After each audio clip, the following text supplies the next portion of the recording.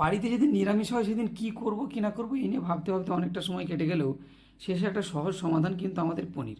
তো পনির আজকে একটু অন্যরকমভাবে বানাচ্ছি, দেখুন এটা সম্পূর্ণ আলাদা রকমভাবে হবে, খেতেও দারুণ। প্রথমে 200 গ্রাম পনির, ক্রিম পনির নিয়ে সেটাকে একটু নুন মেখে রেখে দিচ্ছি পিস করে কেটে নিয়ে। তারপর আমি হাফটা ক্যাপসিকাম নিলাম, সেটাকে চৌকো করে কেটে নিলাম। তারপর ওই একইভাবে টমেটো নিয়েও সেটাকে আমি লম্বা করে অর্ধেকটা কেটে নিলাম।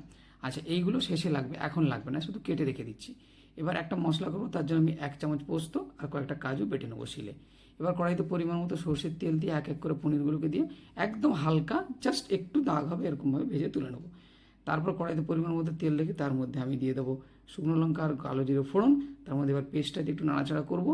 এবার একটু আমি আদা বাটা দিয়ে দিলাম 1 চামচ মতো, দিয়ে এবার ফেটিয়ে রাখা দই দিয়ে দিলাম 50 গ্রাম মতো। সেটাকেও নাড়াচাড়া করার পর এর মধ্যে আমি একটু হলুদ গুঁড়ো দিলাম, সেটাকে নাড়াচাড়া করলাম। এবার আমি দিয়ে দেবো এর মধ্যে কাঁচা লঙ্কা, চিনি এবং নুন। এটাতে কিছুক্ষণ নাড়াচাড়া করে তেল ছেড়ে এলে এর মধ্যে একটু আমি চিলি ফ্লেক্স দিলাম, সুন্দর কালার হবে, একটু ঝাল ঝালও হবে। এবার মশলাটা ভাজা হয়ে তেল ছেড়ে এলে এর মধ্যে আমি পরিমাণ মতো জল দিয়ে ফুটিয়ে নেবো।